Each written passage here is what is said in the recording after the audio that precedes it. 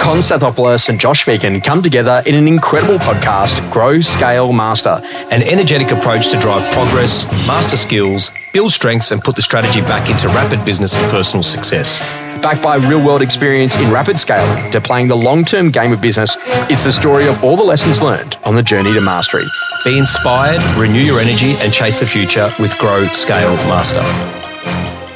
Striving to be a role model, Con, this is probably one of the favourite, podcast topics of all time. And, this is a really interesting thing. I think, John McGrath said this to me. He said, Josh, you're going to spend the first 10 years of your life, building an incredible, persona in industry. He said you're going to spend the next 10 years of your life trying to get rid of it. Mm-hmm. And it's kind of an interesting thing about there's that notion that you've got to kind of, be somebody and be known by everyone. You've got to go out there and go and do those things. And then there's a period of your life where you're like, man, just a little bit of peace and quiet would be good, because notoriety doesn't always bring with it calmness and the quality of life, right?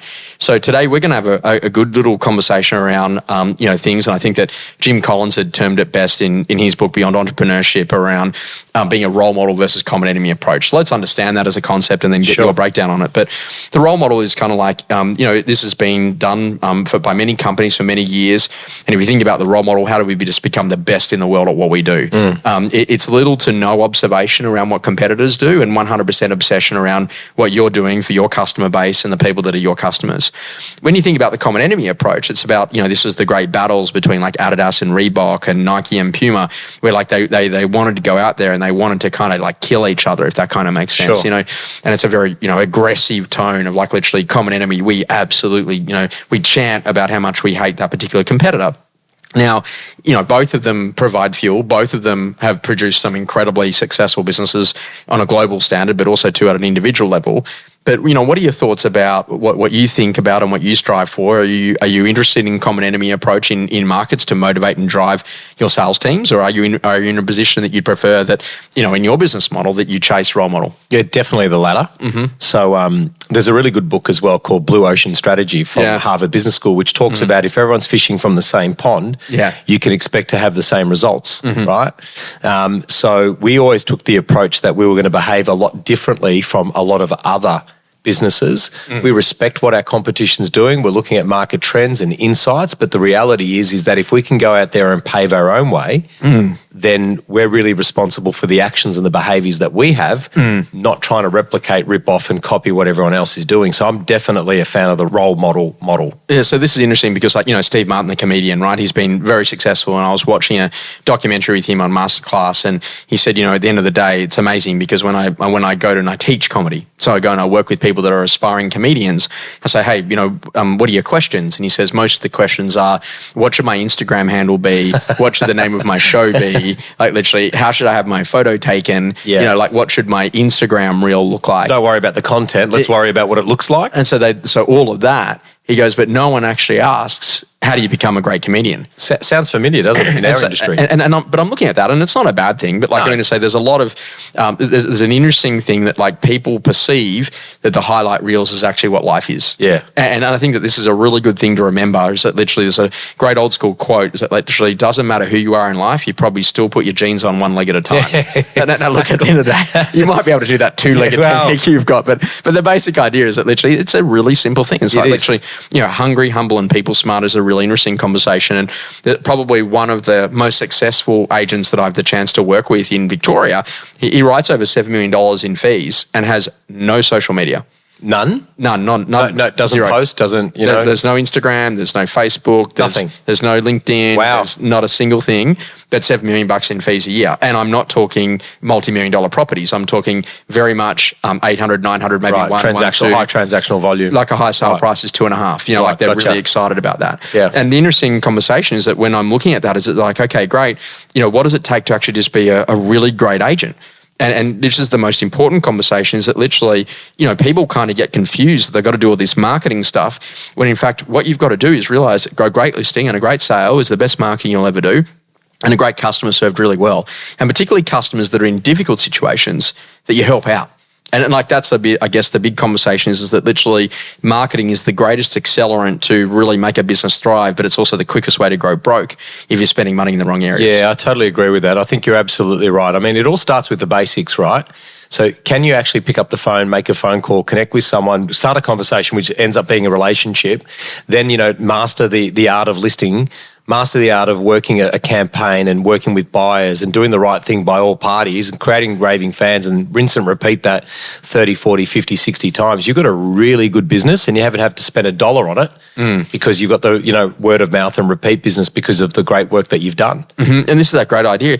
Can you actually be quiet but still be highly successful? Of course you can. And I think that this is that whole level is that literally you've got to really be careful of what you're buying into because, sometimes when you look at things, then you can drive your own insecurities, you can drive your own doubts and your own fears rather than actually supporting the type of person that you actually want to be in life. Do you reckon, though, that that's come to more prevalence over the last decade because of the instant gratification of things like, Instagram and Facebook and social media, that I actually have to tell people what I'm doing or how well I'm doing for them to believe that I'm doing that well? Yeah, sure. As opposed to if I just get a really good listing and I do a great job and get a sold sticker up on it and I leverage that really well and, I actually call back. It's interesting. I was with Domain the other day and Domain were talking about that 67% of all OFI attendees through HomePass haven't inquired on a platform to come through because they know that real estate agents don't reply or call them back.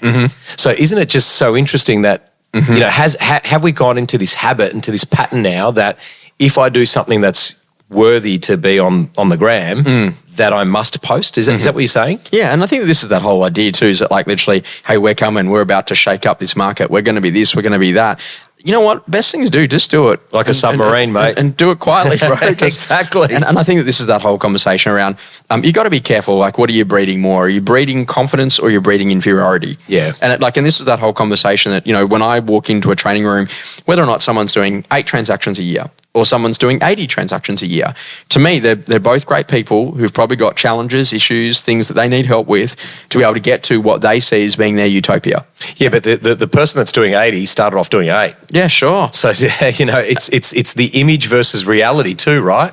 So is that the image is what I want to produce and kind of put out to the marketplace that I'm this type of person or I'm this successful versus the reality of actually just doing the work. And I think there's a lot of people that go under the radar. Property managers are one of them. So they're the ones that are like the submarines that are doing the work every single day. The phone never rings for them to actually say, hey, you're doing a great job. There's always something wrong, right? But you don't see them posting on Instagram. So I think the thing is, like, there's no problem in having great moments of success. Of course. Like, that's great. But you know what? Put it down into a moment. And I think that this is the great thing here is that it's the decision to really be a learn-it-all. Yes. The thing that amazes me is that, like, sometimes I'll go into certain situations and I'll get into a room and there's not a single person in that room that would take a note. Yes. There's no pen, there's no notepad, there's no iPad, there's no iPhone, there's no Remarkable, there's no desire to kind of do something.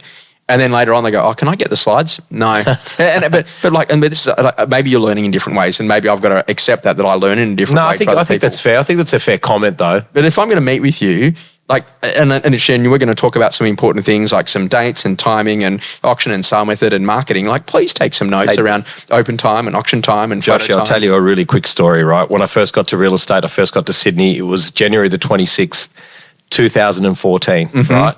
And my first day was on Monday. The second day was I had a meeting with John McGrath, and John called me at 5 o'clock in the morning. I didn't know what this number was, and anyway, I cut myself shaving when I heard it was John, and I had to rush to meet him at a cafe. And I sat down, and he said, "Are you ready?" I said, "I am." He goes, "You're not ready." And I said, "Why is that?" He goes, "Where's your notepad and pen?" And I went back to my car.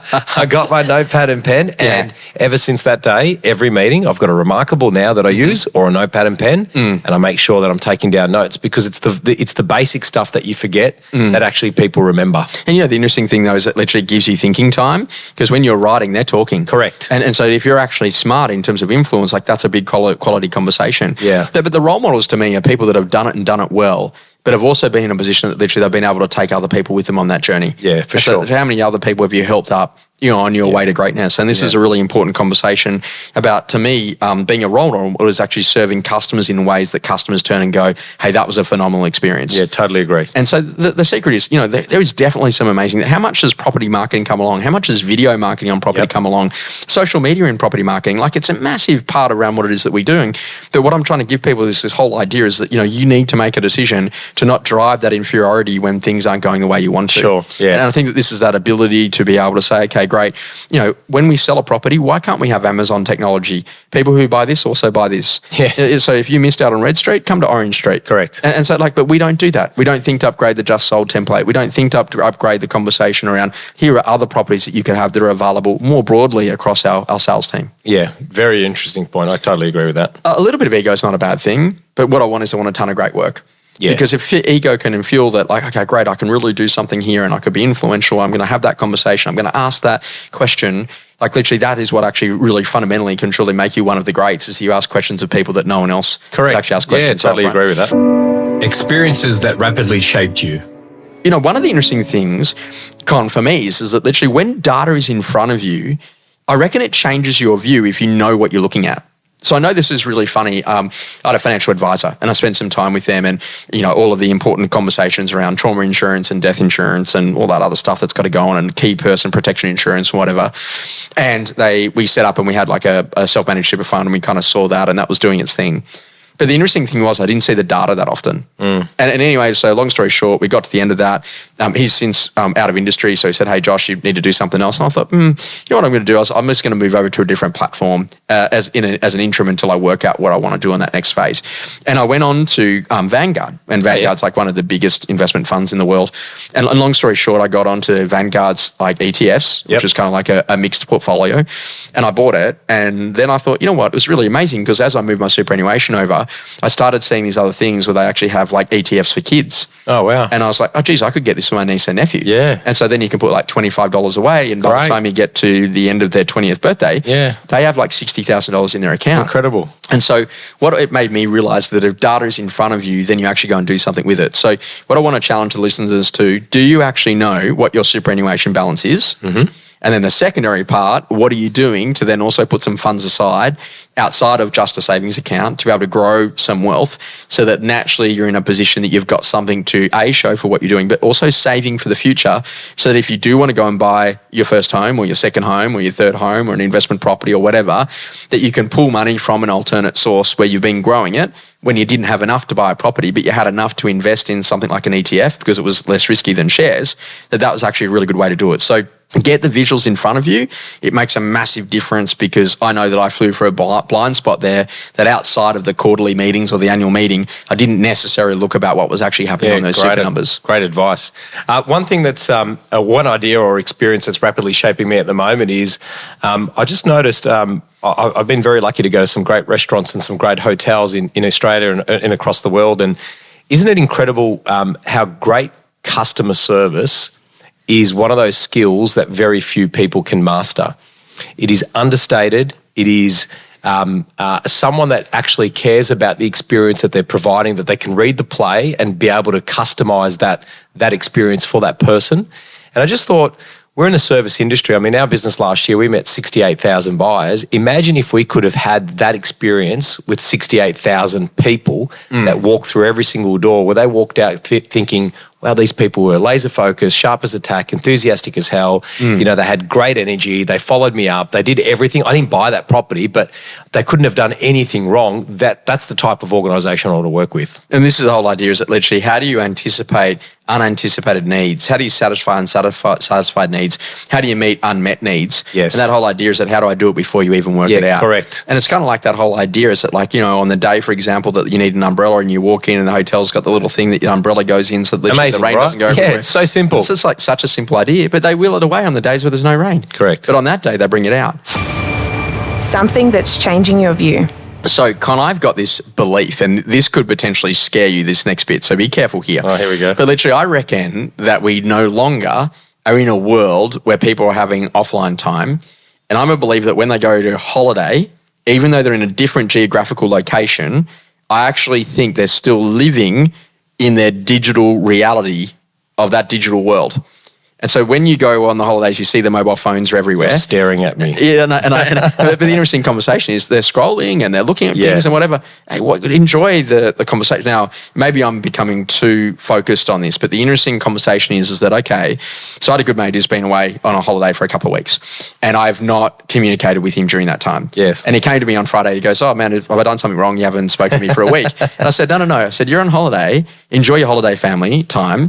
And then when you get back, we'll have photo night and you can show me all the cool photos on all the great stuff you did. Yeah. And it's just like, but like, you know, why aren't you like flicking me texts on what everyone's doing and what's happening back home? Like, because you're actually on holiday. Have we forgotten how to turn off? I think we have. Yeah, and I think COVID actually, there's a lot to explain with COVID, because I think one of those things is we got so accustomed to working remotely. Yes. And mate, I'm the biggest proponent of this, where I can travel, but I'm still always connected. I'm still on calls, on Zooms, on team meetings, I'm on emails, etc. And I think you're absolutely right. Business, when you're in business, you're in business mode. When you're in personal, you're in personal mode, and there's clear boundaries and definitions on how to actually, you know, fill up that cup again. Yeah, I think this is a great whole conversation. You've got to have a really good, healthy use of technology. Yeah. Like literally, I went to a hotel once and they said, oh, we're just going to SMS you everything. And then like, you know, 2 minutes later, hey, we've got coconut water on sale. I'm like, bro, like. No, leave me alone. Literally, I will phone reception on 9 when I need you. Yeah. But I think that like, this is the whole idea. Set some really healthy boundaries, really understand what offline time is, and actually understand that literally this is your chance to actually really renew and reflect, and to spend some time in your body and spend some time in the relationships that you've got, and to really think about what it is that you want. And this is why, you know, like I actually still enjoy analog note taking with a pen and a pad, because I actually don't want to be near a device for just that hour when I'm really thinking through a couple of key things. And so it doesn't mean those tools are not really useful, but literally have a really healthy relationship with them and get firm with you and your partner and the kids and the people that are around you around what you actually do when you go on holiday, so you can actually have that great refresh time. Mate. Good point.